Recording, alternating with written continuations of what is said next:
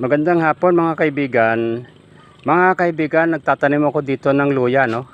Ito yung planting ko na ginawa ko na. So almost 2 weeks siya ginawa ko. Ini-standby ko muna para mag-refresh yung lupa. Ngayon pwede na siyang taniman. Ang binhi ko dito ay dito galing. Yan, yan ang galing dito, nanggaling dito yan, yan. Ang galing dito. Yan, makita nyo. Kaya focus natin. Yan ang gagaling ang binhi ko, no? Kasi hindi na ako bumili ng binhi doon sa pamilihang bayan kasi mahal. Kaya ginawa ko is yan, nag-provide na ako ng sarili kong binhi. Ngayon, yung binhi na ginawa ko ngayon ay ito nga, oh.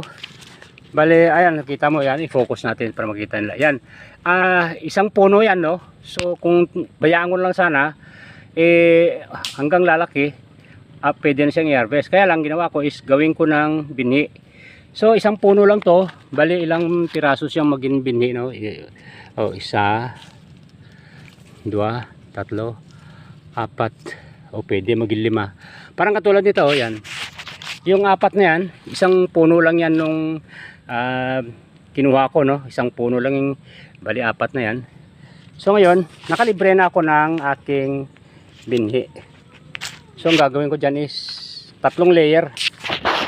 Yung ayan, oh, yung layer ko na ito, yan, yung nasa gitna. Tapos bali isang layer pa dito sa gilid. So magiging 3 layer siya, no? So ganun lang kasimple yung ginagawa ko. Hindi na ako gagastos ng malaking alaga na pangbili ng binhi, kundi gawa ko ng sariling diskarte.